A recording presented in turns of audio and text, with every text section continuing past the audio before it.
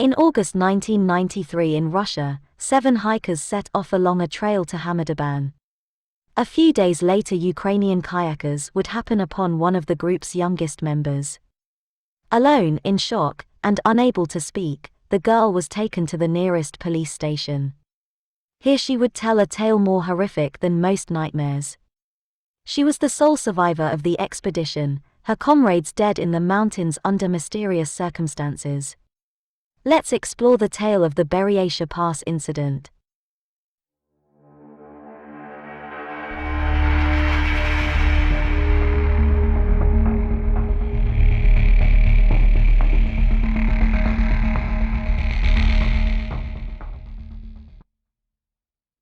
Seven members of the Petropavlovsk Azimut Tour Club formed the party that were to take part in the fateful hike. Lyudmila Korovona, a 41-year-old experienced survivalist, headed the group, which consisted of another 6 people. 3 males and 3 females, these others were all young adults or children, with the youngest being 15 years old.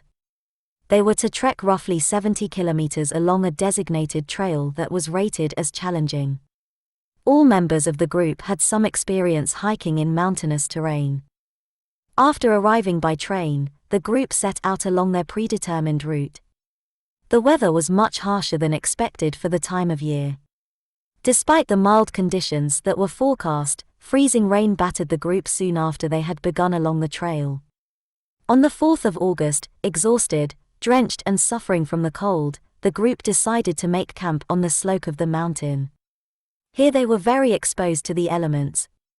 It is not clear why Lyudmila Korovona didn't suggest that the group continue for only 30 more minutes to the top of the slope, where there was a station known as a peak retranslator.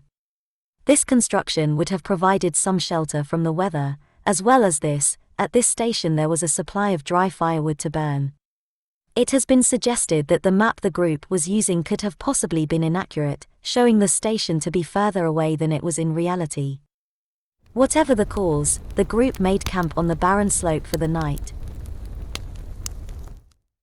The next morning, when the group emerged from their tent, they saw that snow had fallen during the night and had settled on the ground. As an experienced hiker, Korovona realized that this was dangerous. The group was not prepared to hike in such conditions. Consequently, she ordered the group to pack up their tents and retreat to the tree line. This forested region was 4 kilometers away down the slope that they had just ascended. At this time, the oldest student in the group, 24-year-old Alexander, suddenly and inexplicably collapsed.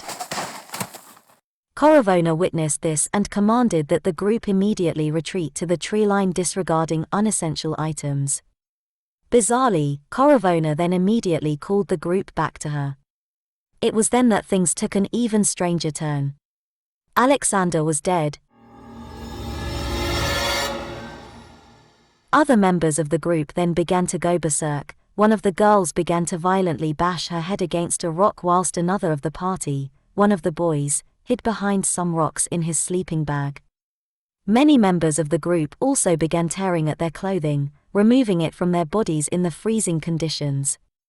Various sources also allege that the members of the group also began tearing at their throats and bleeding from their noses and ears, though this is not unanimous.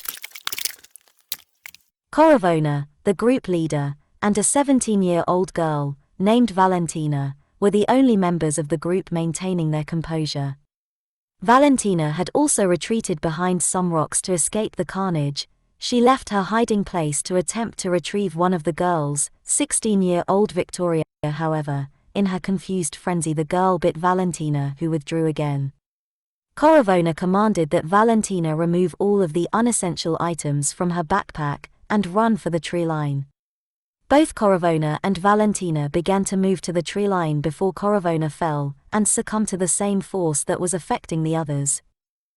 Valentina ran a distance away from the group and managed to survive the night alone. The next morning she returned to the scene and found that every member of the group was dead. Realizing that her friends were beyond help, she began descending the slope to save herself. After a few days, some passing Ukrainian kayakers spotted the girl sat beside the river that they were traversing. They called out to her, and when she did not respond they approached. Found to be unable to speak, Valentina was taken to a police station, where she was said to be in a state of shock. After some time had passed she was able to recount the events to officers whom sent out a search party for the victims. Initially delayed due to a blizzard, the officers were eventually able to reach the scene on the mountainside. True to Valentina's account, all of the hikers were dead in a small location on the slope. The cause of death was ruled by coroners to be hypothermia. The bodies were in a highly decomposed state, so it was difficult to determine other factors which may have played a role in their demise. Since the event, many theories have begun to circulate online. Many can't help but draw comparison between this occurrence and that of the Dyatlov Pass incident, which also occurred in Russia decades earlier. It is true that the two events do share certain similarities, however, separated by decades and multiple kilometers, the probability that these events are connected is unlikely. Some have suggested that the group could have foraged and ingested some kind of psychoactive plant which led to them hallucinating, bringing about their erratic behavior. In this theory, Valentina need only have refused to consume whatever the source of the effect was, to have been able to remain lucid during the event. Others have suggested that volcanic action in the area may have released a large quantity of hydrogen sulfide.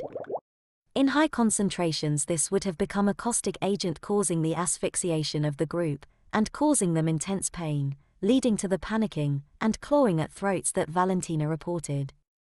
This would also explain the bleeding if it truly did occur. Yet this theory does not explain why Valentina was completely unaffected by the situation. There is also the suggestion that some kind of artificially produced agent could have incapacitated the group. The suggestion that a rocket booster used by the Russian Federation to lift its payloads into orbit could have crashed back to Earth in the area is a plausible idea. This theory assumes that some of the poisonous chemicals from such a booster had leached into the waterways in the area, which the entire party, save for Valentina, drank from. Another even darker suggestion is that some kind of biological or chemical weapon had been tested in the area in the decades preceding the hike, and that shifting land had released the agent as the group passed through, leading to their demise.